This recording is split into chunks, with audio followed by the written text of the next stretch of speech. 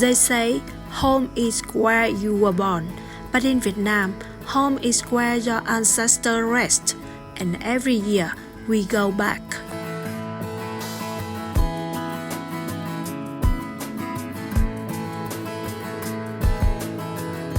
Today, we are going home, back to the village where my grandmother lived and where she rests now.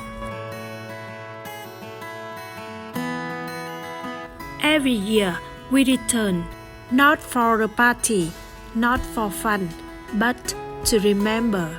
This road has carried our family for generations. It's long, familiar. I know the shape of every turn. My grandmother's village is in Nghệ An, about 155 miles from Hanoi. It takes us nearly 4 hours to get there, even on the highway. Some stretches are smooth, others we slow down to 50 miles an hour.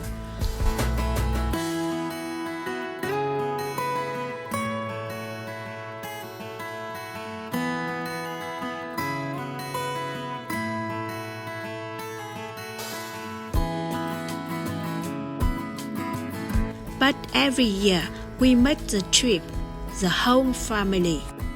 Not just because it matters to our parents, but because they touch us. Where you come from is part of who you are. Even if we weren't born in the village, even if we didn't grow up there, it's still ours. And now we teach our children the same, to love it, to be proud of it, the way we were taught. Let me tell you a little about where I'm from.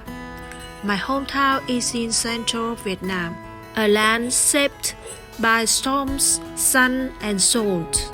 On one side is the sea.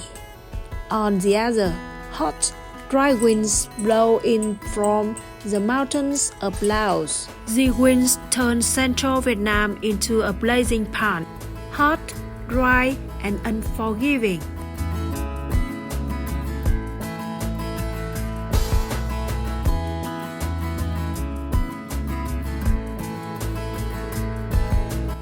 The soil here is poor, too salty, too sour. Maybe because of that, the people here are strong, honest, and deeply devoted to education. You know, Nghệ An is home to many of Vietnam's greatest minds. The poet Nguyễn Du, the fearless Hồ Xuân Hương, the patriot Huỳnh Thúc Kháng, and of course, President Ho Chi Minh.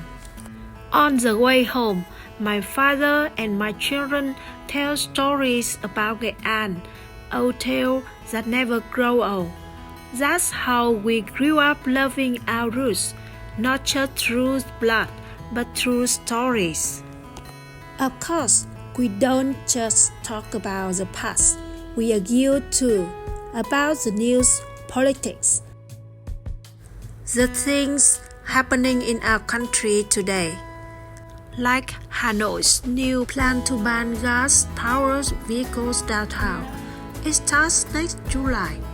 By 2030, no more gas cars in the city center. It makes sense. The air is thick with smoke, but will public transport be enough? And what about electric cars? They don't really smoke, sure, but their batteries are toxic, expensive to recycle, and dangerous if we don't.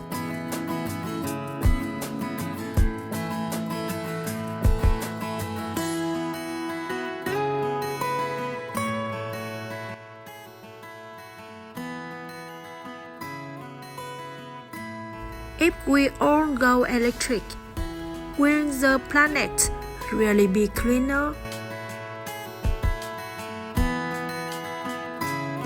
Or just polluted in a different way?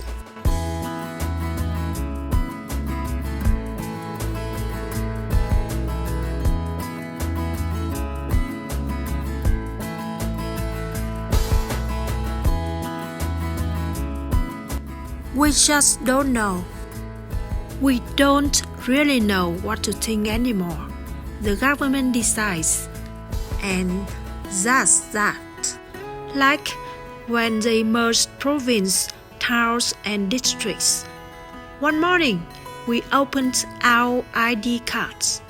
And just like that, we were born somewhere else. Our hometown didn't exist anymore. Sad? A little. But when the officials said, every sky in Vietnam is part of the same homeland.